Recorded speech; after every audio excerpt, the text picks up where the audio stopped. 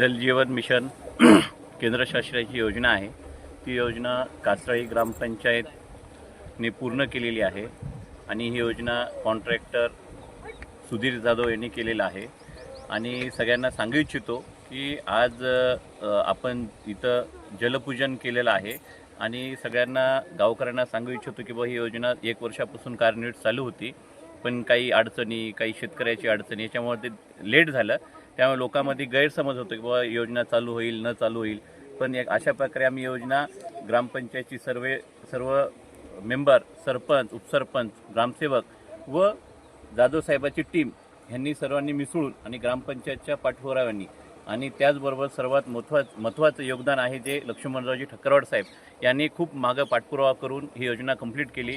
विहिरीसाठी अडचण आली होती, पाईपलाईनसाठी अडचण आली होती आणि काही गावातील हितचिंतक आहेत की त्यांना म्हणणं ते काय होणार नाही काम किंवा हे असं गैरसमज हे खूप झालं होतं। त्यांना सर्वांना सांगू इच्छितो की आम्ही बोलण्यापेक्षा कामात चालू करून दाखवून आम्ही सांगतोय काम झाले, त्यांना उत्तर देण्यापेक्षा कामातून आम्ही उत्तर दिलेलं आहे।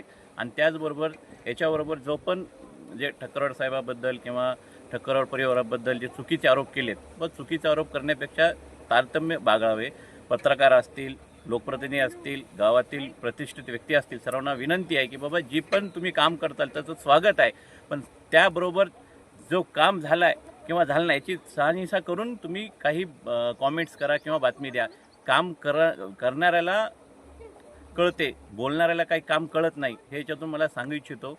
या ठिकाणी सरपंच आहेत, माजी सेठ ग्रामपंचायत सदस्य आहेत, शिवा पाटील आहेत, राजू चरकुलर आहेत, प्रकाश गंगुलर आहे, शंकर गंगुलर आहेत आणि सगळे इथले बाळाप्पा नगरमधली महिला आहेत आणि इथले सगळे गावातील प्रतिष्ठित लोक, शेतकरी सर्वांच्या उपस्थित आम्ही जलपूजन केलेलं आहे।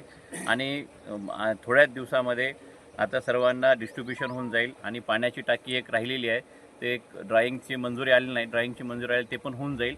आणि माझ्या माहितीनुसार इंजिनियर साहेबाच्या म्हणजे म्हणण्यानुसार तालुक्यातील आपले कासरा एकमेव आहे की त्याचं पाणी पुरवठ्याचं काम झालेलं आहे आणि काही दिवसामध्ये लोकांना आता टेस्टिंग झाले, पिण्यायोग्य पाणी 1-2 दिवसामध्ये त्यांना वापरता येईल। आणि सर्वांना या व्हिडिओच्या माध्यमातून म्हणणं आहे की जे पाणी यायले नळाला तर तुम्ही 1-2 दिवस 3 दिवस पाणी पिण्यासाठी वापरू नका, सांडपाण्यासाठी वापरा।